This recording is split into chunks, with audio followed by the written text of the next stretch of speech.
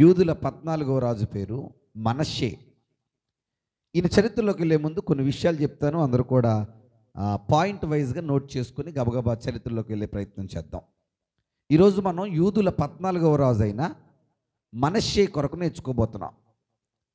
ఈయన దగ్గరికి వెళ్ళే ముందు కొన్ని విషయాలు ఏంటంటే, మనష్షే అన్న పేరుకి అర్థం మరచుట అని అర్థం. ఏం చేయడం అండి? మర్చిపోవడం. ఈ జీవితంలో తొంగి చూస్తే దేవుడు ఈయన్ని మర్చిపోయినట్టు, దీని దేవుడు మర్చిపోయినట్టు కూడా కనబడుతుంది మనకి. అంత చక్కటి క్యారెక్టర్ అన్నమాట మనష్షేది. ఏమండి? మనష్షే అన్న మాటకి అర్థం ఏంటి? మరచుట అని అర్థం. ఇకపోతే రెండో మాట, 12 ఏళ్లకే రాజయ్యాడు అని రాసుకోండి. ఎన్నేళ్ళకి? 12 ఏళ్ళకి. అంటే నాకు తెలిసి తక్కువ వయసులో రాజు అయిన ఎన్నో వ్యక్తినా అంతే. మీకు ఆల్రెడీ ముందు ఒక పేరు చెప్పుకున్నాం. ఎవరైనా? యోవాషు. యోవాషు ఏ వయసులో రాజు అయ్యాడు? 7 8 అండి. Very good, 7. అలాగే 7వ ఏటో 8వ ఏటో ఇంకొక ఆయన ఉంటాడు బైబిల్లో. వాళ్ళిద్దరూ కాకుండా ఆ తర్వాత 12 ఏళ్ళకి రాజైన వ్యక్తి ఎవరు అంటే ఈ మనష్షే. Okay, very good. తర్వాత మూడోది చాలా ముఖ్యమైన మాట మీరు రాసుకోండి. ఎంటైర్ రాజుల చరిత్రలంతట్లోనే అత్యంత ఎక్కువ కాలం పరిపాలించిన రాజు ఎవరు అంటే మనష్షే. 55 సంవత్సరాలు. ఎన్నేళ్ళు? రాసుకోండి ఆ పాయింట్. ఎక్కువ కాలం పరిపాలించడం అంటే మీరు తక్కువ గుర్తొచ్చేయాలన్నమాట. బండ గుర్తు పెట్టేసుకోవాలి ఈయన కోసం, మీరు మనష్షే కోసం. నెంబర్ 1, మనష్షే అన్న పేరుకి అర్థం ఏంటి? మరచుట అని అర్థం. తర్వాత 12 ఏళ్లకే రాజయ్యాడు, 55 ఏళ్ళు పరిపాలించాడు. 4వది, తల్లిదండ్రుల పేర్లు మనం రాసుకుంటే తల్లి పేరు హెప్సిబా, తండ్రి పేరు హిజ్కియా. Very good. తల్లి పేరు ఏం పేరు? హిజ్కియాకి కాదండి, హిజ్కియా. తండ్రి పేరు ఏం పేరు? హిజ్కియా. తల్లి పేరు హెప్సిబా.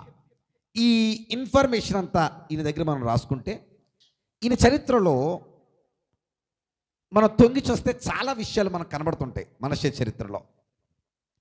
ఈరోజు ఒక అధ్యాయపూరితంగా మీ మధ్య పెట్టాలి అని అనుకున్నాను. కాబట్టి ఈయన చరిత్రలోకి మనం వెళ్ళే ముందు సాధారణంగానే రాజుల చరిత్రలో మనం 2 శీర్షికలు నేర్చుకున్నాం. ఒకటి పాఠం, రెండవది గుణపాఠం.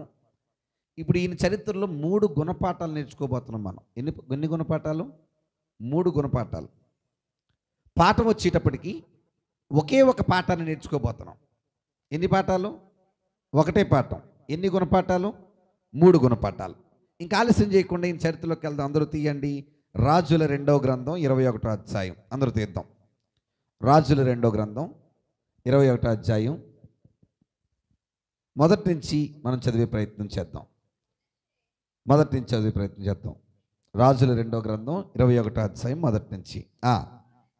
మనష్షే ఏలన ఆరంభించినప్పుడు 12 ఏండ్ల వాడై యెరూషలేములో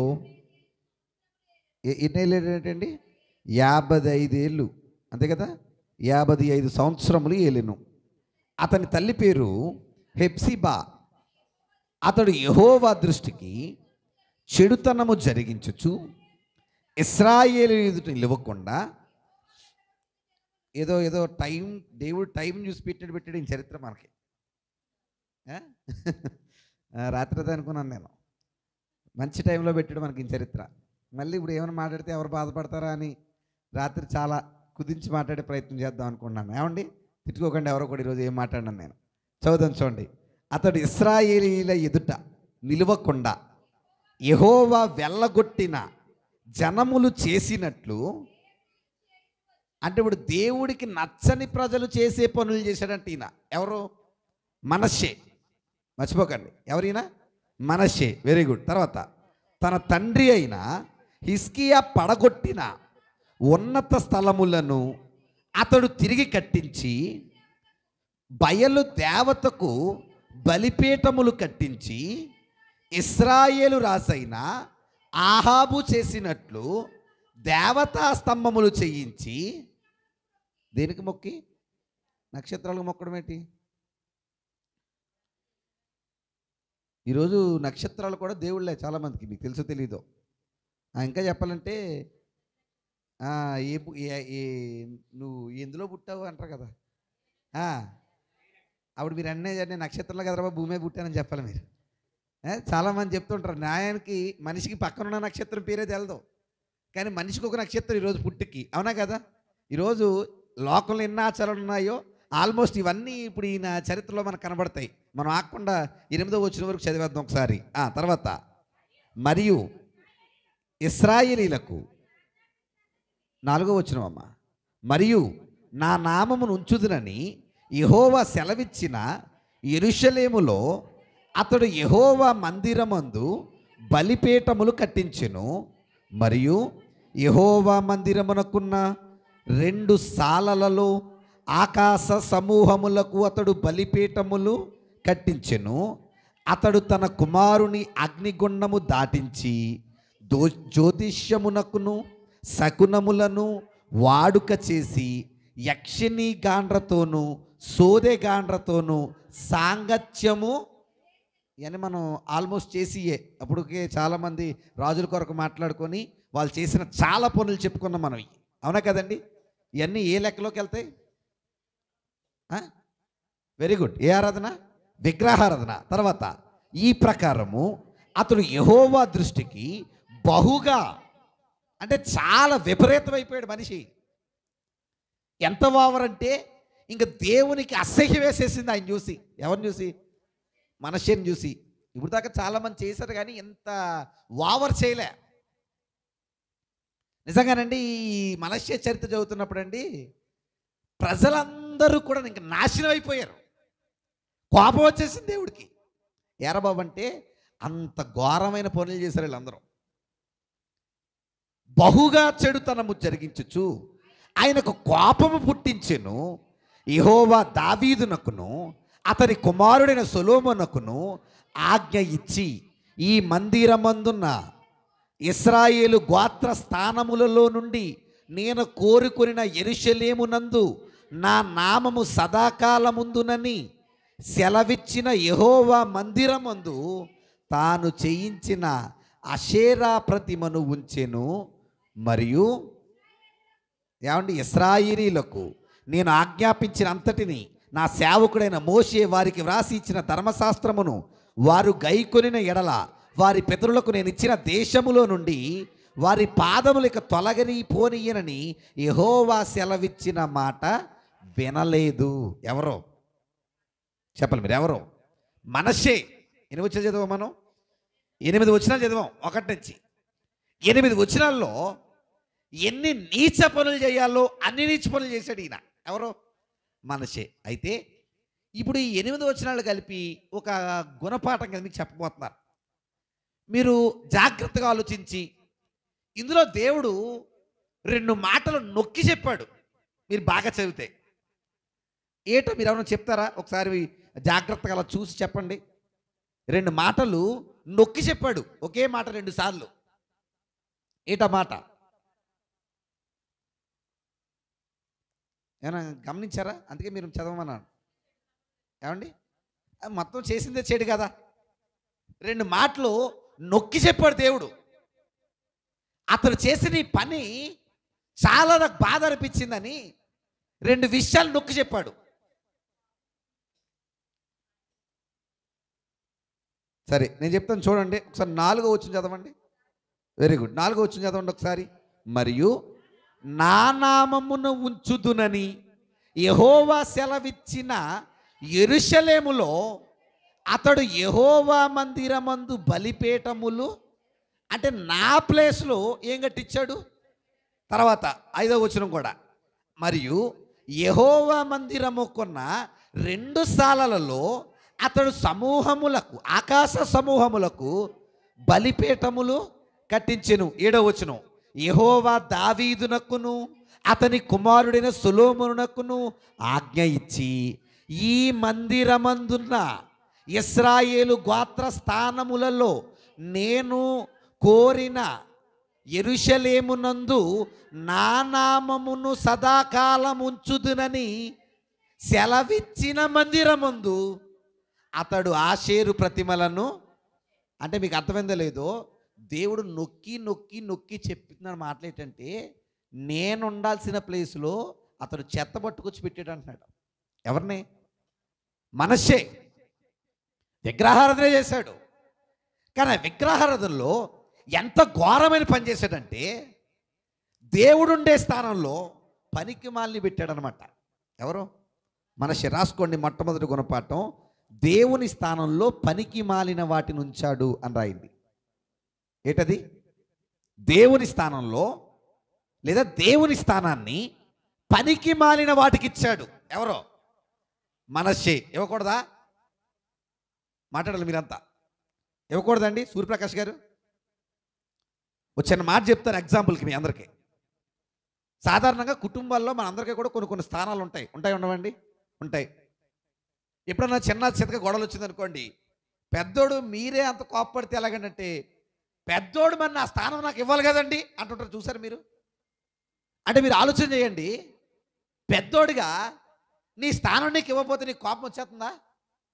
మాట్లాడేటండి. వస్తుందా రాదా? పక్కాగా వచ్చేద్ది. భార్యాభర్తల మధ్య ఎంత కాదన్నా భర్త స్థానం అనేది కొంచెం ఎక్కువగానే ఫీల్ అవుతాడు ఈయన. ఎవరో? భర్త. ఈ భార్య ఆ భర్త స్థానాన్ని లెక్క చేయకుండా ఉందనుకోండి, భర్తకు బాధ ఉంటుందా ఉండదా? ఎంత బాధ అంటే చెప్పలేనంత బాధ.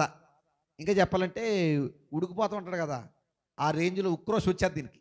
ఎవరికి? భర్తకి. ఏరా బాబు అంటే, నా స్థానాన్ని నా భార్య నాకు ఇవ్వలేదు. సాధారణంగా మనుషులకి ఈ చిన్న చితక స్థానాల్లో వారి స్థానాలు వాళ్ళకి ఇవ్వకపోతే కోపం వచ్చేస్తుంటే, ఏమంటే మనందరిని చేసి నడిపించి ఊపిరిచ్చి నిలబెట్టిన దేవునికి ఆయన కోరిన స్థానం మనం ఇవ్వకపోతే కోపం రాదా? చెప్పండి. చెప్పండి, కోపం రాదా? ఎందుకు మీ అందరూ మాట్లాడుతున్నాను, దేవుడు కోరిన స్థానం ఏది? వెళ్దాం అక్కడ దాకా. అసలు ఏ స్థానం మన జీవితంలో, ఏ స్థానం కోరాడు ఆయన? ఎన్నో స్థానం? మొదటిదా? లేక జీవితంలో ఎన్నో స్థానం కోరాడు ఆయన. తల్లి, తండ్రి, గురువు, ఎన్నో ప్లేస్ ఇచ్చాం మనం? 4. దేవుడు ఏం కోరాడు తెలుసా? మీరు బైబిల్ అంతా చదవండి. దేవుడు కోరింది ప్రథమ స్థానం. ఏ స్థానం? సామెతల గ్రంథంలో కూడా ఒక మాట రాస్తున్నాడు. ఒకసారి చూద్దాం తీయనందరూ కూడా. సామెతల గ్రంథం 3వ అధ్యాయం. దేవుడు ఏ ప్లేస్ కోరుకున్నాడు చూడండి మన జీవితాల్లో. ఈరోజు మనం ఇస్తున్నామా లేదా అన్నదే ప్రశ్న. ఏమండి? సామెతల గ్రంథం 3వ అధ్యాయం 8వ వచనం చదువుదాం. 6 నుంచి చదువుదాం. నీ ప్రవర్తన అంతటి యందు ఆయన అధికారమునకు ఒప్పుకొనుము, అప్పుడు ఆయన నీ త్రోవలను సరళము చేయును. నేనే జ్ఞానినని నువ్వు అనుకోవద్దు. యెహోవా యందు భయభక్తులు కలిగి చెడుతనం విడిచిపెట్టు, అప్పుడు నీ దేహమునకు ఆరోగ్యమును నీ ఎముకలకు సత్తువయు కలుగును. నీ రాబడి అంతటిలో ఏ ప్లేస్ అంటే అండి? First place. కయీను హేబేలు బలి పట్టుకొచ్చారంట. ఇద్దరు శ్రేష్టమైనవే మంచివే పట్టుకొచ్చారు. ఇంకా చెప్పాలంటే ఆయన వ్యాపారం నుంచి ఆయన తెచ్చాడు, ఈయన వ్యాపారం నుంచి ఈయన తెచ్చాడు. కానీ కయ్యింది గెట్అవుట్ అన్నాడు, హేబేల్ని యాక్సెప్ట్ చేశాడు. ఎందుకు హేబేలు తీసుకున్నావయ్యా అంటే, హేబేలు జీవితంలో మనం చూసేది ఏంటంటే దేవుడికి ఫస్ట్ ప్లేస్ ఇచ్చాడు హేబేలు. ఏ ప్లేసు? ఫస్ట్ ప్లేస్, ప్రథమది, మొదటిది. విచిత్రం ఏంటంటే దేవుడు ఒక స్థానాన్ని కోరుకుంటాడు మన జీవితంలో, కానీ మనం ఆ స్థానాన్ని ఆయనకి ఇవ్వలేకపోతున్నామండి. ఎవరికి? దేవుడు. నిజం చెప్పండి, ఈరోజు నా జీవితంలో ఫస్ట్ ప్లేస్ దేవుడిదేనండి అన్న వాళ్ళు ఉంటామండి? నిజంగా ఎప్పుడో ఒకసారి చేయడం కాదు ప్రార్థన, లేదా ఎప్పుడో ఒకసారి ఆయన ముందెట్టడం కాదు. నా జీవితంలో ప్రతి దాంట్లో ఫస్ట్ ప్లేస్ ఆయనదేనండి అని అనగలమా? చాలామంది ఈరోజు ఆ ధైర్యం చేయలేకపోతున్నామండి. ఎందుకు అని అంటే మన జీవితాల్లో అసలు ఆయనకి ఏమి ఇవ్వలేకపోతున్నాం? స్థానాన్ని ఇవ్వలేకపోతున్నామండి. వాస్తవికంగా మీరు ఆలోచన చేయండి. ఈరోజు చాలామంది దేవుడికి స్థానం అంటే ఏమనుకుంటున్నారంటే, ఇంట్లో ఓ దేవుడి గది అడ్డం అనుకుంటున్నారు. అవునా కదండి? దేవుడి గది పెట్టి మొన్న ఎక్కడో చూశాను, వాళ్ళలాగే మొత్తం ఆల్మోస్ట్ అందరిలాగే మన వాళ్ళు అందరూ దింపేస్తున్నారు అనుకోండి. వాళ్ళలాగే వీళ్ళు గది పెట్టారు. ఆ గది లోపల బైబిల్ ఓపెన్ చేసి పెట్టారు. ఏం చేస్తాం అయ్యా అంటే, ప్రతిరోజు ఉదయాన్నే వెళ్ళి అక్కడ బైబిల్ చదువుకొని ప్రార్థన చేసుకుంటానంటే నాకు బాగా సంతోషం అనిపించింది. కానీ కేవలం ఆ గది మట్టుకే ఆపేశాడు. ఎవరి స్థానం?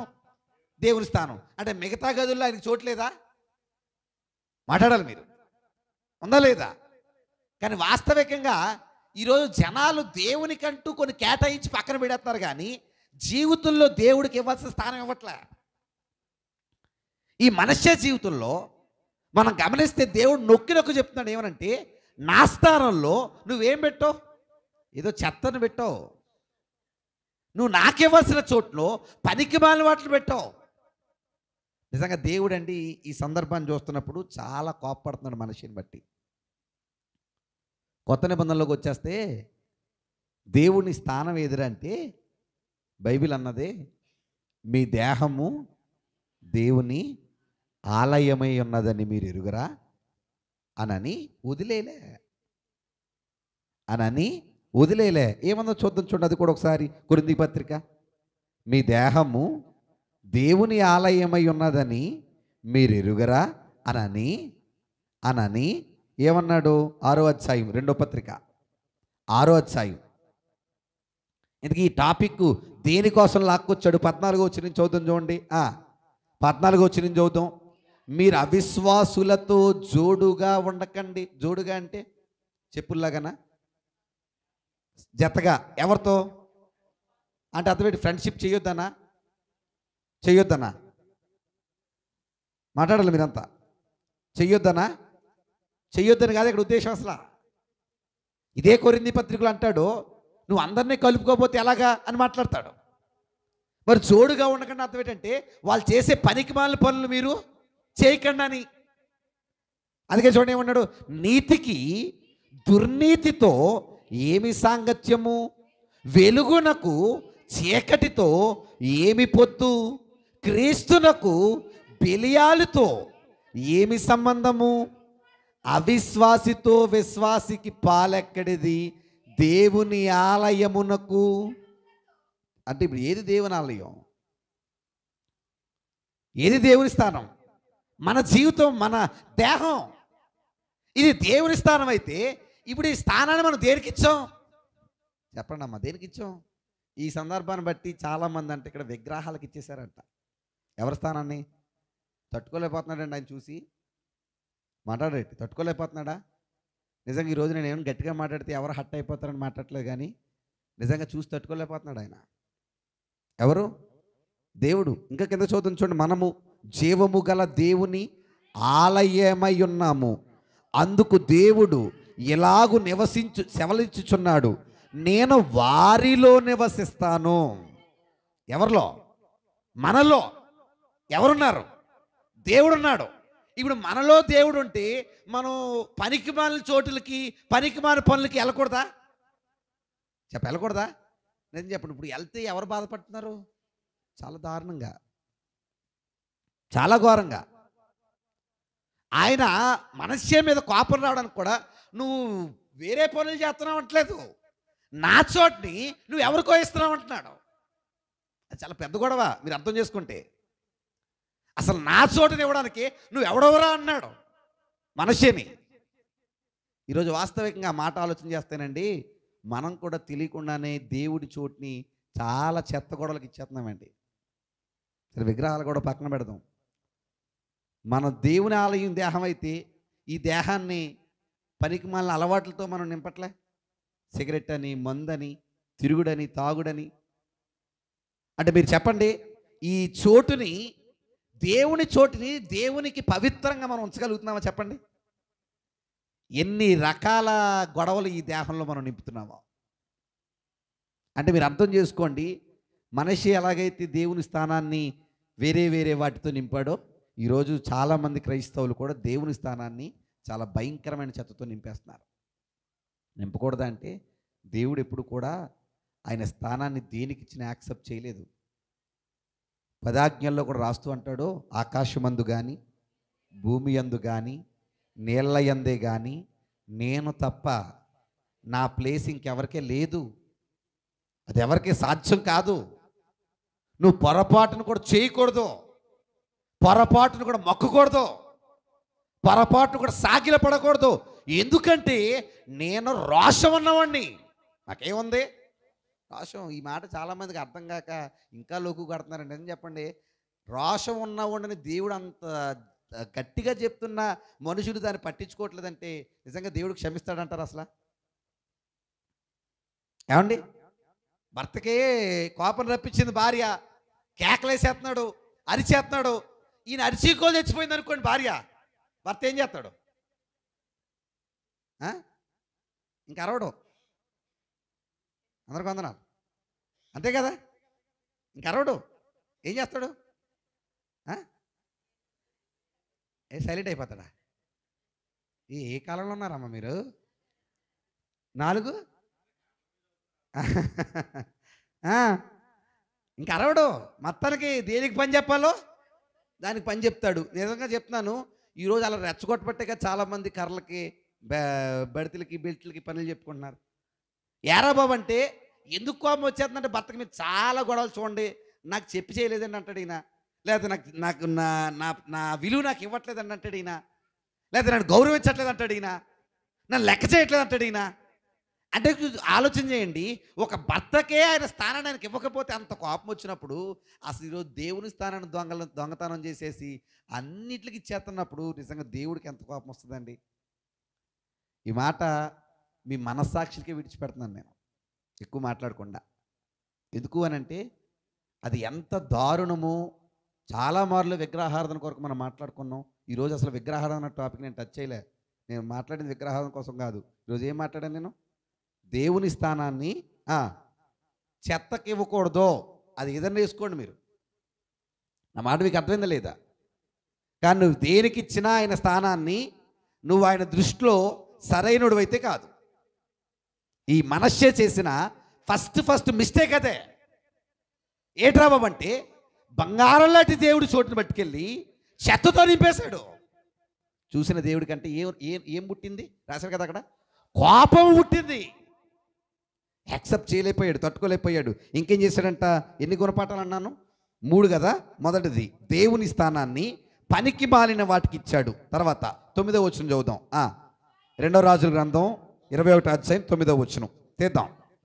ఇశ్రాయేలీల ఏంటండి నిలువకుండా యెహోవా లయము చేసిన జనములను జరిగించిన చెడుతనమును మించిన చెడుతనము చేయునట్లు మనషే ఎవరిని? ఇశ్రాయేలీయుల ప్రజల్ని. ఈయన పాడైపోతే పాడైపోయాడు, బాగానే ఉంది గొడవ. ఎవరిని పాడు చేశాడు? రాసుకోండి, 2వ గుణపాఠం. జనాన్ని కూడా పాపం వైపు ప్రేరేపించాడని రాయండి. ప్రజలను పాపానికి ప్రేరేపించాడు అని రాయండి మనషే కోసం. ఇదంతా దారుణంగా ఉన్నాడు చూడండి మనషే. అసలు మొత్తం తప్పులు చేసేస్తాడు. దేవుడు స్థానం అంతటి చెత్తగా వాడేశాడు. దేవుడికి కోపం రప్పించేశాడు. అక్కడతో చాలదనుకున్నాడేమో, మొత్తం ప్రజలందరినీ రెచ్చగొడుతున్నాడంట. ఎందుకంటే ఏదో సామెత ఉంది కదా, తాను చెడ్డ కూతంట వనమంతా చెడగొట్టిందంట అనే కదా. ఈరోజు ఏం చెప్పండి, మనం మాత్రమే చెడిపోతున్నామా, మన చుట్టూ ఉన్న వాళ్ళు కూడా చెడగొడుతున్నామా?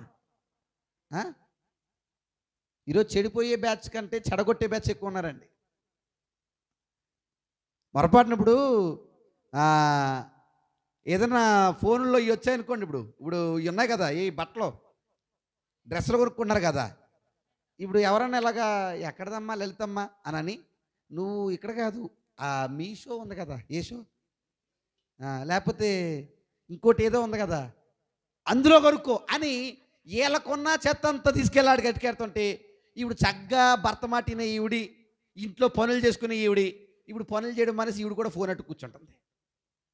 నేను చెప్పండి, ఇప్పుడు బంగారు లాంటి ఈవిడ ఏం చేసింది? చెడగొట్టింది.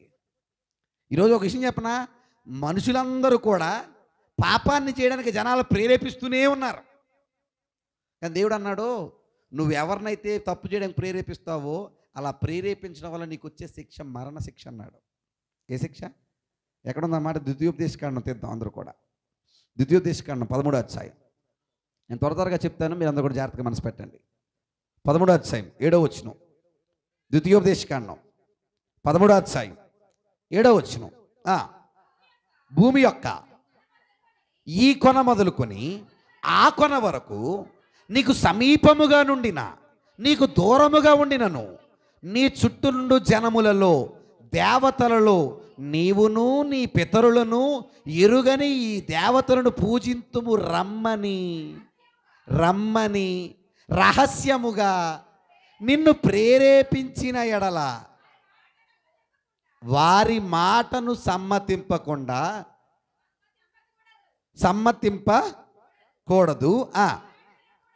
ఏంటండి? వారి మాట వినకూడదు, వారిని కటాక్షింపకూడదు, వారి యందు ఏం చేయకూడదు. ఇంకా కింద చదివితే అన్నాడు, అని చంపే అన్నాడు. నిన్నెవడని అలా ప్రేరేపిస్తే వాడిని ఏం చేయి, నువ్వు చంపే. అంటే అర్థమేంటి? సీక్రెట్గా కూడా తప్పు చేయడానికి మనల్ని ఎవరు పిలవకూడదా? పిలవకూడదా? పిలవకూడదు. నిన్నగాక మొన్న నాకు ఫోన్ వచ్చింది ఒక ఊరి నుంచి. అందరికి వందనాలండి. ఒక ఊరి నుంచి ఫోన్ వచ్చింది నాకు. ఏమనంటే, ఒక ఊర్లో పెద్ద అడావిడి జరుగుతుంది, నువ్వు ఖచ్చితంగా 2 రోజులు రావాలని ఒకళ్ళు ఫోన్ చేశారు. ఒక ఆవిడ పేరు చెప్పండి, అందరికి వందనాలు. ఏమండి? ఇప్పుడు ఆ మాట ప్రకారం, బైబిల్ మాట ప్రకారం ఇప్పుడు వాళ్ళని ఏం చేయాలి నేను? అంతే కదండి. ఏమండి? ఈరోజు ఎంత దారుణం అయిపోయారంటే, మనం పాడైపోవడం దేవుడు ఎరగండి, జనాలు కూడా మనం పాడు చేసేస్తామండి. ఎంత తప్పండి. మనం చేసాం పాపాలు. అందరికి వందనాలు. తిట్టుకోకండి. ఈరోజు ఏం మాట్లాడి ఎవరు బాధపడతారని భయం అనిపోయిందామని. అందుకే చాలా జాగ్రత్తగా మాట్లాడుతున్నాను నేను. కుటుంబాలు కలిసి ఉండడం తప్పు కాదు, సరదాగా ఉండడం తప్పు కాదు, క్షేమంగా ఉండడం తప్పు కాదు, సంతోషంగా ఉండడం తప్పు కాదు, నలుగురు వచ్చి ఇంట్లో ఆనందం గడపడం తప్పు కాదు. కానీ దేవుడికి నచ్చని పని చేయడం అయితే తప్పే. ఎన్నైనా 600 తప్పే. దేవుడు దాన్ని యాక్సెప్ట్ చేయడు. ఈ మనస్సే విషయంలో కూడా జరుగుతున్నదే. దేవుని చోట్ల పట్టుకెళ్ళి చెత్తకిచ్చాడు, చాలదనుకున్నాడు, మొత్తం ఊరోళ్ళందరినీ మార్చాడంట. ఏం చేయమని? తప్పు చేయమని. మా ఊర్లో పలానా చెత్త జరుగుతుంది, నువ్వు కూడా చూద్ది కానీ, నువ్వు ఉంది కానీ, నువ్వు ఆడిది కానీ. అదే కదా అక్కడ జరిగిన సీను. మాతో పాటు నువ్వు తప్పు చేతి కింద జీళ్ళు ఉంటాయి, ఖర్జూరాలు ఉంటాయి, చూద్ది కానీ అనేటప్పటికి చాలామంది తప్పు చేసేసారు. అంటే మీరు అర్థం చేసుకోండి. ఓ రకంగా విషయం చెప్పనా, అక్కడున్న యూదులందరినీ కూడా దేవుడు నాశనం చేశానని డిసైడ్ అయిపోయాడు. ఎందుకంటే ఈ మనస్సు చేసిన పని అంత ఘోరం అయిపోయింది. ఆ మాటలు మీకు అర్థమవుతున్నాయి లేదా? నెంబర్ 1 ఏంటి? దేవుని స్థానాన్ని పనికిమాలిన వాటికి ఇచ్చాడు. నెంబర్ 2, ప్రజలు పాపం చేయడానికి ఏం చేశాడండి? ప్రేరేపించాడు. ఇప్పుడు 3వ గొడవ తెలుసా? ఇలాగ ఓ పాస్టర్ గారు వెళ్ళి, బాబు నువ్వు చేతను తప్పురా నాన్న, నువ్వు ఇలా చేయకూడదు, నువ్వు కరెక్ట్ కాదు, నువ్వు చేసే ఈ పనులు దేవుడికి నచ్చవు అని బల్లగు చెబితే ఈయన ఎంతటి ఘోరానికి దిగజారాడంటే, చూడండి అందరూ కూడా. 8వ అధ్యాయము 10వ వచనం నుంచి. కాగా యెహోవా తన సేవకులైన ప్రవక్తల ద్వారా ఇలాగు సెలవిచ్చెను, యోధారాజైన మనష్షే ఈ హేయమైన కార్యములు చేసి తనకు ముందున్న అమోరీయులను మించిన చెడుతనమును కనుపరిచి తాను పెట్టుకున్న విగ్రహముల వలన యోధావారు పాపము చేయుటకు కారకుడాయెను. కావున ఇశ్రాయేలు దేవుడైన యెహోవా సెలవిచ్చినదేమనగా, వినువాని 2 చెవులు గింగురుమన్నంత కీడు యెరూషలేము మీదకి. అంటే మీకు అర్థమైందో లేదో, వార్నింగ్ ఇవ్వబ్బాయి అని చెప్పి ఏ రేంజ్ వార్నింగో తెలుసా? చెవులు ఏమవ్వాలి వాళ్ళకి? గింగిరమనాలి. అలా చెప్పండి పోయి అన్నంత కీడు వారి మీదకి రప్పించుచు, నేను షోమ్రోనును కొలిచిన నూలును, ఆహాబు కుటుంబీకులను సరిచూసిన మట్టపు గుండును యెరూషలేము మీద సాగలాగుదును. అంటే అర్థమేంటి? నేను షోమ్రోనుకి ఏ గతి పట్టిందో మీరు చూశారు కదా. ఎందుకంటే ఈ ముందు రాజు కాలంలోనే షోమ్రోను ఏం చేయబడింది? అశూరుల చేతికి వెళ్ళిపోయింది కదా. వాళ్ళని ఎలాగైతే చేస్తానో మిమ్మల్ని కూడా అలా చేస్తాను, అలా పాడు చేస్తాను అని చెబితే ఈయన ఏం చేస్తున్నాడు చూడండి. ఏంటండి? ఆ పల్లెము తుడిచినట్లు, బోర్లించి వంచినట్లు, తుడిచినట్లు నేను యెరూషలేమును తుడిచివేసేదను, మరియు నా స్వాస్థ్యములో శేషించిన వారిని త్రోసివేసి వారి శత్రువుల చేతికి వారిని అప్పగించెదను. వారు తమ పితరుల ఐగుప్తు నుండి ఈ అన్ని జాతి ఏం చేస్తాను 16వ వచనం వచ్చేద్దాం. మరియు మనషే యెహోవా దృష్టికి చెడుతనము నడిచి యోదావారి పాపములో దింపినది గాక యెరూషలేములో ఈ కొన నుండి ఆ కొన వరకు రక్తముతో నిండునట్లు నిరపరాధుల రక్తమును బహుగా, అంటే అర్థం ఏంటి తెలుసా?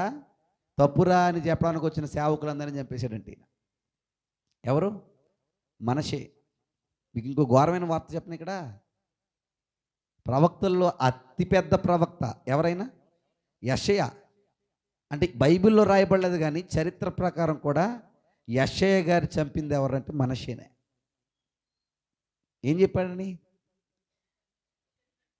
తప్పని చెప్పాడని. ఎందుకు ఏం చేస్తున్నాడు ఆయన? ఆయన చోటును పట్టుకెళ్ళి, దేవుడి చోటును పట్టుకెళ్ళి పనికి మళ్ళీ అట్లకి ఇచ్చాడు. అది కాకుండా ఆయన చెడిపోవడం కాకుండా మొత్తం ఊరంతా దేశమంతా చెడిపోవడానికి దేశమంతా ఏం చేశాడు? ప్రేరేపించాడు. ఇవన్నీ చూస్తున్న దేవుడు తట్టుకోలేకపోయాడు.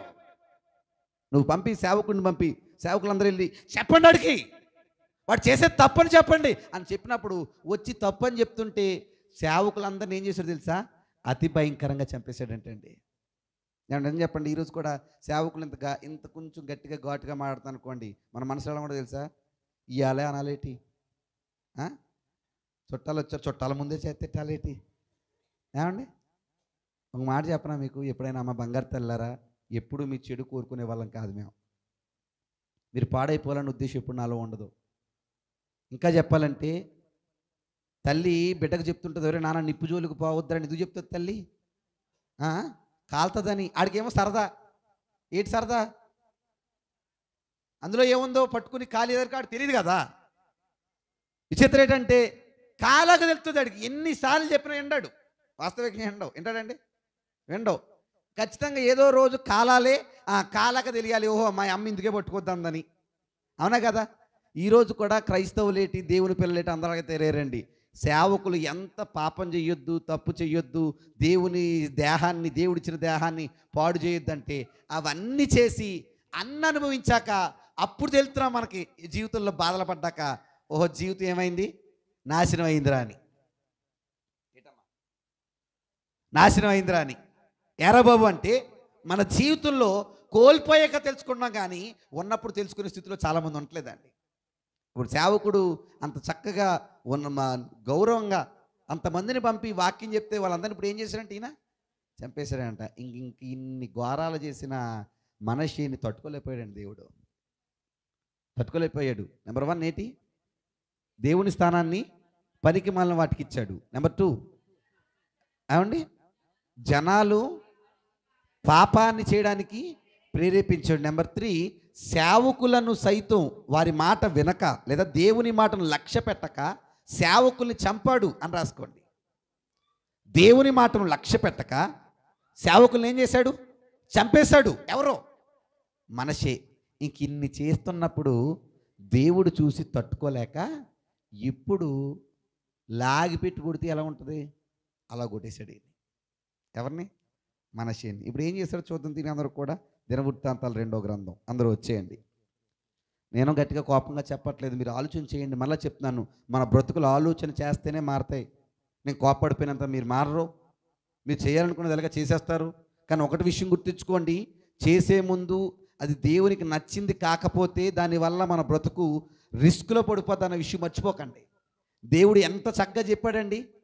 నిజంగా మనం చేసినవన్నీ ఈయన చేశాడు. ఎవరో? మనషే. ఇప్పుడు చెప్పిన సేవకుడి మాట కూడా ఏం చేయలేదు, లెక్క చేయలేదు. ఇప్పుడు దేవుడు ఏం చేస్తాడో చూస్తారా? అందరూ తీయండి.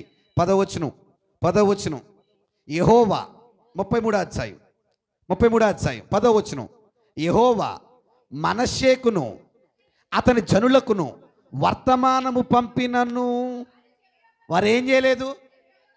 బాబు తప్పురా మీరు చేసింది అని చెప్పి సేవకులు వచ్చి చెప్పినా వారు ఏం చేయలేదంట, లెక్క చేయలేదు. కాబట్టి యెహోవా అషూరు రాజు యొక్క సైన్యాధిపతులను వారి మీదకి రప్పించెను. మనషే తప్పించుకొని పోకుండా వారు అతనిని పట్టుకొని గొలుసులతో బంధించి అతనిని బబులోనునకు తీసుకుని పోయి అక్కడ అతి భయంకరంగా బాధలు పెట్టారంట. ఎవరిని చెప్పరు? ఎవరిని? ఏమండి, అసలు ఈ సిచ్యువేషన్ రాకూడదనే కదా ముందు నుంచి చెప్పుకుంటూ వచ్చాడు. ఏమని, బాబు మార్రా, అట్ల జోలికి పోకరా, 10 మందిని పాడు చేయకరా, నీ బ్రతుకు జాగ్రత్తగా చూసుకోరా అని ముందు నుంచి చెప్పాడు. కానీ ముందు నుంచి చెప్తున్నా వినే తత్వం లేదు వీళ్ళు. ఎవరిలో? నేను చెప్పండి, ఈరోజు మన బ్రతుకులు అలా కళ్ళ ముందు అద్దంలా కనబట్టలేదు మనకి. ఎంత చెప్పినా ఏం మానేసం చెప్పండి ఈరోజు మనం మాట్లాడేటి. అందుకే మనం పాట మన కోసమే రాసుకున్నాం కదా, ఎంత చెప్పినా. వినకపోతే అనకండి దయచేసి, మీరు అందరికీ వందనాలండి. మనం వినే పోతున్నాం. వినకెందుకు పోతున్నాం? మనం చక్కగా ఎంత బాగా వింటాం, మనం వినే పోతున్నాం. పోవడం అంటే ఏంటి? ఇప్పుడు చూడండి, ఇప్పుడు ఏమైపోయింది దీని పరిస్థితి. ఇంకా చెప్పాలంటే అశూరీలు గొలుసులు వేసి తీసుకెళ్ళే కదా. ఎలాగ తెలుసా గొలుసులు? అశూరీలు గొలుసులేడుల్లో కొన్ని రకాలు ఉంటాయంట. అశూరి క్యాప్టివిటీ, అశూరియన్ క్యాప్టివిటీ అని కొడితే మీకు వాళ్ళు పెట్టే బాధలన్నీ చూపిస్తాడు. వాళ్ళు ఎక్కువ గొలుసులతో హింసిస్తుంటారట మనుషుల్ని. ఒకటేమో ముక్కు గొలుసేస్తారంట ఇలాగా. మీకు అర్థమైందా లేదా? ఎక్కడ గొలుసు? ముక్కు గొలుసేసి లాక్కెళ్తారు. ఎవరిని? మనిషిని. ఎంత నొప్పి? చాలా నొప్పి. రెండవది, ఈ స్కిన్ ఉంది కదా, ఈ స్కిన్కి ఇక్కడ గుక్కు తగిలిచ్చి ఓ దానికి ఏలాడేసి లాక్కెళ్తారంట. ఏమంటే మీకు అర్థమైందా లేదా? గొలుసు వేసి లాక్కెళ్ళడం అంటే ఇప్పుడు ఏదో సినిమాలో చేతులకి వేసి తీసుకెళ్ళాలనుకుంటున్నారు మీరు. కాదు, చాలా ఘోరమైన శిక్ష వచ్చింది ఇప్పుడు. ఎవరికే? ఎవరి మాట వెనక? మనకు కూడా వస్తుందండి. ఏమన్నా అంటారు మనకు కూడా వస్తుందండి అంటే ఇప్పుడు మీరేమనుకుంటారు? ఎస్ఐ లేదు కదా ఇక్కడ, ఎస్ఐ లేదు కదా, ఎస్ఐ చెప్తే వద్దునేమో, నువ్వు చెప్తే ఎందుకు వస్తుంది అనుకుంటున్నారా? మరలా చెప్తున్నాను, జనాలు కూడానండి ఈరోజు అలా వింటలేదు కాబట్టి దేవుడు ఏదో కూడా తీసేస్తే సెటరేట్ అవుతున్నారు వీళ్ళు కదా. నేనేమంటానంటే, అమ్మా దేవుడు చెప్తున్నప్పుడు వినొచ్చు కదా, ఏదో ఒకటి తీసేసుకుని దాకా ఎందుకు గొడవ? అవునా కదా? దేవుడు చక్కగా అమ్మ మారమ్మ అన్నప్పుడు ఎన్నో మానేసి, మనం ఎప్పుడు మాత్రం తెలుసా, మారమ్మ అన్నప్పుడు మారం. ఓ కాలో చెయ్యో ఇరిగిపోయాక అయ్యగారు ఇంకా జీవితం ఎవరి కోసం అండి? ఎందుకు? అప్పుడెందుకు? దేవుడు గట్టిగా దెబ్బ కొట్టాక, కుటుంబంలో భయంకర గొడవ పెట్టాక, భయంకర బాధ పెట్టాక, నేను చెప్పండి అవునా కదండి? అవునా కదండి? బాగున్నప్పుడు మారుతామా? అయ్యి బాబాయ్, బాగున్నప్పుడు ఎక్కడండి? గుడికి వెళ్తాం, అన్నీ చేస్తాం, కానీ మారం. మనకి మార్పు రావాలంటే ఏదో పెద్ద గొడవ ఇంట్లో జరగాలి. అందుకే చూడండి, అందరూ ఏమని చెప్తారు తెలుసా? నేను అప్పుడండి ఇలాగ ఉండేవాడినండి, గట్టిగా యాక్సిడెంట్ అయిందండి, చచ్చిపోయాను అనుకున్నానండి, బతికానండి, ఇంక బతకాలనిపించిందండి. ఎవరి కోసం? అంటే దేవుడు చేస్తేనే కానీ సరవలేదనమాట. నేనేమంటానంటే, చేసేదాకా ఎందుకు పోతున్నావు అంటున్నాను. దేవుడు ముందే చెప్తున్నాడు కదా నీకు బ్రతుకు సరి చేసుకోమని. అనేక మందిని ముందు పెట్టి, అమ్మా ఇది ప్రమాదం, దీని జోలికి పోవద్దు అని ఎన్నో మూల హెచ్చరిస్తున్నాడు కదా. అయినా సరే వింటలేదు కాబట్టి మన జీవితాల్లో చాలా భయంకరమైన శిక్షలకు మనం దారి తీసుకోవాల్సిన పరిస్థితులు వస్తున్నాయండి. ఎంత చక్కగా చెప్పాడు, ఎంతమందిని పంపాడు? పంపులోనందరిని ఏం చేశాడు? ఆయన చంపేశాడు. ఎన్ని మార్లు చెప్పాడు, లెక్క చేయలేదు. ఇంక అనుకున్నాడు, వీడు నా మాట విండో, వీడికి రావాల్సిన బుద్ధి రావాలి అనుకుని అశూరులకు అప్పచెప్పాడు. వాళ్ళ గొలుసులు తీసుకెళ్ళి కొన్ని రోజులు లోపల పెట్టేటప్పటికి దెబ్బకి సెటరేట్ అయిపోయాడు ఈయన. ఎవరు? మనషే. చూద్దాం చూడండి ఏమయ్యాడంట. అతడు ఎప్పుడు? బాగున్నప్పుడు మార్పు లేదా? లేదు. ఎప్పుడు వచ్చిందంట మార్పు? శ్రమలో ఉన్నప్పుడు తన దేవుడైన యెహోవాను, అబ్బా అప్పుడు గుర్తొచ్చాడు సార్కి. ఎవరు? దేవుడు బతిమాలుకొని తన పితరుల దేవుని సన్నిధిని తన్ను తాను బహుగా తగ్గించుకొని ఆయనకు మొరలిడగా ఆయన అతని విన్నపములను ఆలకించి. నిజంగానండి ఇది చాలా చాలా చాలా గొప్ప కార్యం అండి.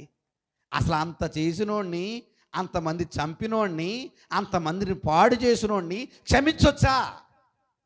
అసలు ఏం చేయకూడదు, అసలు క్షమించకూడదండి. నిజంగానండి దేవుడు ఎంత గొప్పోడంటే, అన్ని నీచ పనులు చేసినోడు కూడా ప్రభువా నన్ను క్షమించని ప్రార్థన చేయగానే దేవుడు వెంటనే ఏం చేశాడు చూడండి. యెరూషలేము ఆలకించి యెరూషలేమునకును అతని రాజ్యములోనికి అతనిని తిరిగి తీసుకొని వచ్చినప్పుడు యెహోవాయే దేవుడై ఉన్నాడని మనషే తెలుసుకున్నాడు. అంటే రాసుకోండి, పాఠం 3 గుణపాఠాలు అన్నాను కదా. 3 గుణపాఠాలు ఏంటి? నెంబర్ 1, దేవుని స్థానాన్ని పనికి మాలిన వాటికి ఇచ్చాడు. నెంబర్ 2, ప్రజలు పాపం చేయడానికి ప్రేరేపించాడు. నెంబర్ 3, దేవుని మాటను లక్ష్య పెట్టక దేవుని సేవకుల్ని చంపాడు. ఈ 3 గుణపాఠాలు అయితే పాఠం ఏంట్రా అంటే పశ్చాత్తాపడ్డాడు అని రాసుకోండి. ఏం పడ్డాడు? అమ్మ ఒక విషయం చెప్తున్నాను, చేసింది ఏదో చేసేసాం, అయిపోయింది ఏదో అయిపోయింది, మరలా పాపం చేసే అవకాశం ఉంటుంది మనకి, మర్చిపోకండి. ఈలోపు మనం ఏం పడాలి? ఏం పడాలి? పశ్చాత్తాపడితే దేవుడు రక్షిస్తాడా?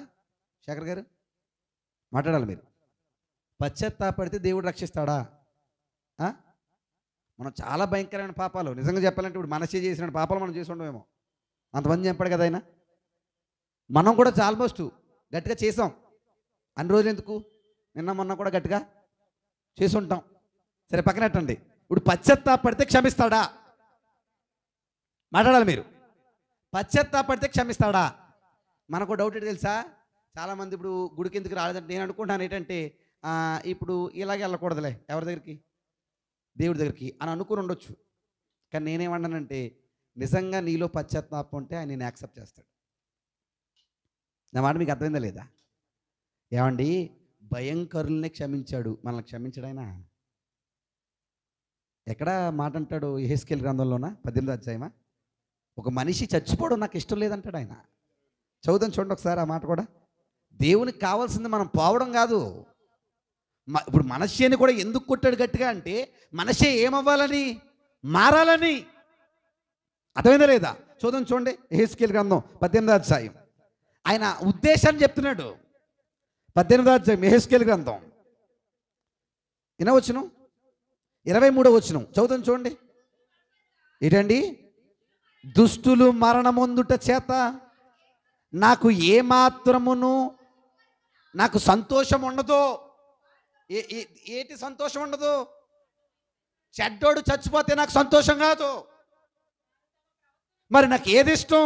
వారు తమ ప్రవర్తనను దిద్దుకొని బ్రతుకుటయే నాకేంటి సంతోషము. ఇదే ప్రభువగు యెహోవా వాక్కు.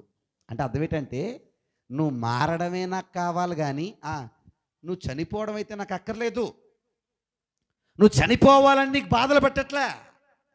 నువ్వు ఏదో పాడైపోవాలని, నీ జీవితం నాశనం అయిపోవాలని నేను శ్రమ పట్టట్లేదు. నీకెందుకు శ్రమ పెట్టానంటే, నీకెందుకు ఈ కష్టం పెట్టానంటే, నీకెందుకు ఈ శోధన పెట్టానంటే, నేను ఎందుకు ఈ భయంకరమైన ఊపిలో నెట్టానంటే నువ్వేమవుతావని, మారతావని. అంటే అర్థం చేసుకోండి. కనీసం ఇప్పుడైనా మన బ్రతుకులు ఏం చేసుకోవాలి? మనం చెప్పండి, మీరు ఏం చేసుకోవాలి?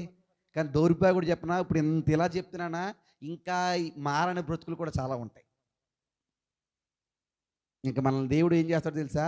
ఎంత గట్టిగా కొట్టా కూడా మారలేదనుకోండి, ఇంకా అసలు అందులో యాక్సెప్టెన్స్ ఉండదు. ఇంకా మళ్ళీ నువ్వు ఎంత కాళ్ళు పెట్టుకున్నా ఏళ్ళు పెట్టుకున్న పని అవ్వదు. ఒక ఆయన అలాగే చనిపోయాడు. దేవుడు చాలా చక్కగా బతుకున్నంత కాలం చెప్పించాడు.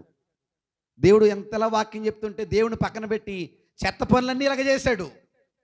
ఆఖరికి చనిపోయాడు. చనిపోయాక పాతాళంలోకి పోయాక అక్కడ ఏడుతున్నాడు. అంటే ఏమని తెలుసా? అయ్యా ఒక్క ఛాన్స్ ఇస్తే నేను పోయి మా ఊళ్ళని మార్చుకుంటానంట. ఎవరు? ధనవంతుడు. దేవుడు ఏమన్నాడు? వెరీ గుడ్ నాన్న, ఎక్కడైనా మారవు, దా బయట కారు ఉంది ఎక్కేచ్చేయి అన్నాడా లేదా? లేదా మేఘం ఎక్కిరా అన్నాడా? లేదు.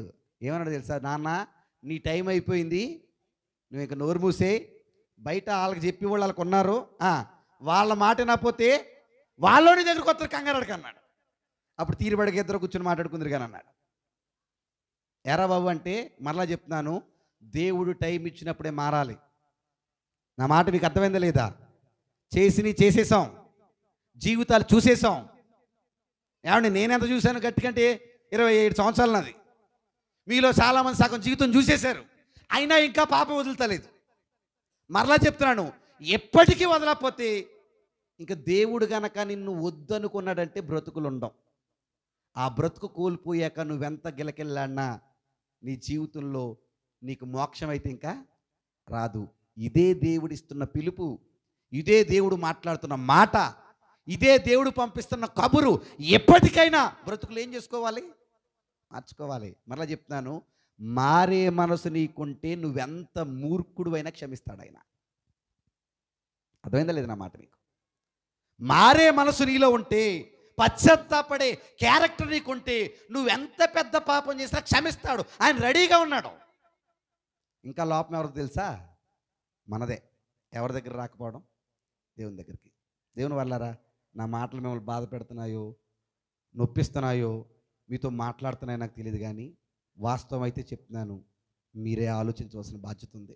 నిజంగా ఎలాంటి తప్పునైనా క్షమిస్తాడంటే మళ్ళీ చెప్తున్నాను, క్షమిస్తాడండి. దావీదు బెత్షెబతో పాపం చేశాడు. అసలు వ్యభిచారం చేసిన దానికి దావీదుకు వచ్చే శిక్ష ఏంటి తెలుసా? మరణశిక్ష. ఏ శిక్ష? మరణశిక్ష. అంటే దావీదుని రూల్కి ఏం చేయాలి? చంపేయాలి. కానీ దావీదుని చంపలే దేవుడు. ఎందుకో తెలుసా? దావీదు పశ్చాత్తాపడ్డాడండి. ఏం పడ్డాడు? పశ్చాత్తాపం. మరలా చెప్తున్నాను, పశ్చాత్తాపడ్డవాడి పట్ల దేవుని చూపే వేరేగా ఉంటుంది. అందుకే కీర్తన గ్రంథం కూడా రాస్తూ ఒక్కసారి ఆ మాట చూసి మనం ముగించుకునే ప్రయత్నం చేద్దాం. అందరూ తీయండి కీర్తన గ్రంథము, అందరూ తీద్దాం. కీర్తన గ్రంథము అందరూ తీద్దాం. కీర్తన గ్రంథము ఎన్నో కీర్తన అండి? 32వ కీర్తన. అందరూ తీద్దాం. అందరూ చూడండి జాగ్రత్తగా. మొదటి చదువుదాం. తన అతిక్రమములకు పరిహారము నొందినవాడు, తన పాపమునకు ప్రాయశ్చిత్తము నొందినవాడు ధన్యుడు. యెహోవా చేత నిర్దోషి అని ఎంచబడినవాడు ధన్యుడు.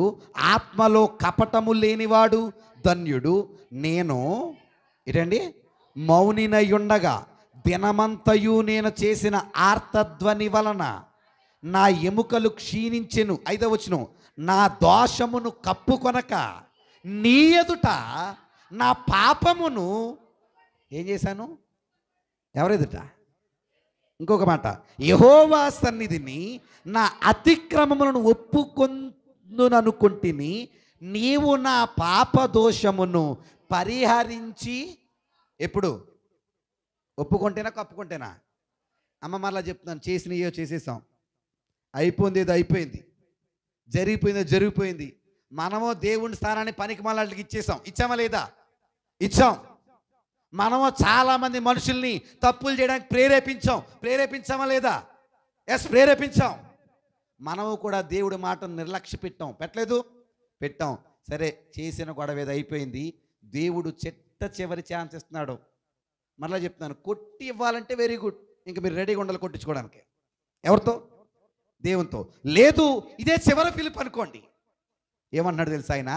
నువ్వు పాపాన్ని ఒప్పుకుంటే నిన్నేం చేస్తాను? నేను క్షమిస్తాను, నీ దోషాన్ని సరిచేస్తాను, పరిహరిస్తాను అంటున్నాడు. మనషే బ్రతుకు ఈనాటి క్రైస్తవ్యానికి ఒక పిలుపు. మనషే జీవితం ఈనాటి మనందరికీ మేల్కొల్పు. ఆయన జీవితంలో ఒక గొప్ప పాఠం కనబడుతుంది. ఏం తెలుసా? మారితే బ్రతుకుతావు, మారకపోతే చేస్తావు. చిత్తోడు చెప్పనా? రాజులందరి చరిత్ర మీరు చూడండి, మంచిగా స్టార్ట్ అయ్యి చెడుగా ఎండ్ అవుద్ది. అందరు రాజులు, అందరిలో స్పెషల్ ఈయనే. ఎవరు? మనషే. చెడ్డగా, ఎంత చెడ్డగా అంటే చాలా చెడ్డగా స్టార్ట్ అయ్యి చాలా మంచిగా ఎండ్ అవుతుంది. ఎవరిది? Very good. మొత్తానికి దేవుని చేత క్షమాపణ పొందాడు. ఏం చేయబట్టి? Very good. ఏం పడబట్టి? పశ్చాత్తాపడబట్టి. ఏం పడబట్టి? పశ్చాత్తాపడబట్టి. దేవుని బిడ్డలారా, దేవుని వాక్యం ఈరోజు మనతో మాట్లాడుతున్న మాటలు మీకు అర్థమయ్యాయి అని నేను అనుకుంటున్నాను. అర్థం కాకపోతే ఒకసారి ఆలోచన చేయండి.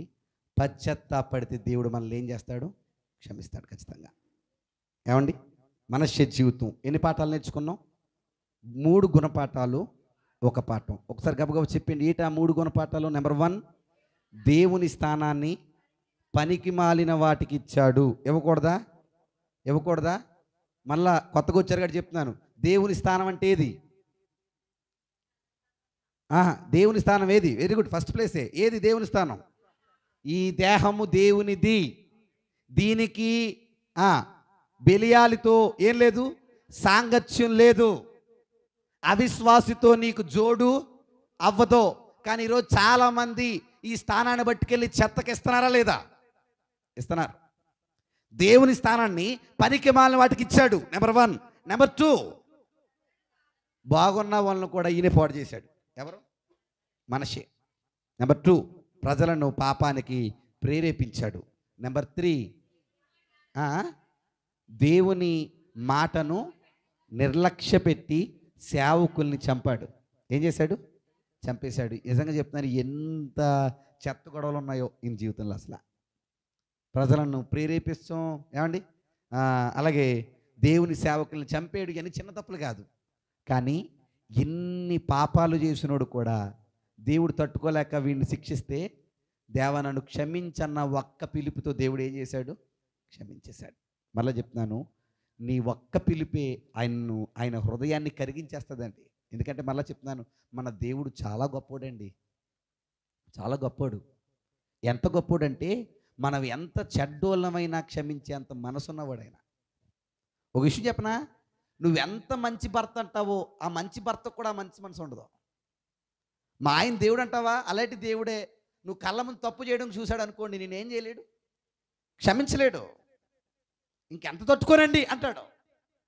కానీ కళ్ళ ముందు ఎన్నో తప్పులు చూశాడు నువ్వు చేయడం. ఆయన కళ్ళ ముందు నువ్వు తప్పుడు దారిలో తిరగడం చూశాడు. ఆయన కళ్ళ ముందు నువ్వు చేసిన అరాచకాలన్నీ చూశాడు. ఆయన అయినా సరే నువ్వు మారు నాన్న క్షమిస్తానంటున్నాడు ఆయన. దేవుని వర్లారా, ఈ పిలుపు మీకు అర్థమైతే మనస్సే పడినట్టు పశ్చాత్తాపడదాం, మన బ్రతుకులు ఆయనకి నచ్చేవిగా ఉంచుకుందాం. అట్టి అనుకూలతను దేవుడు మనకు మన సంఘం అంతటికి అనుగ్రహించునుగాక. ఆమేన్. అందరికీ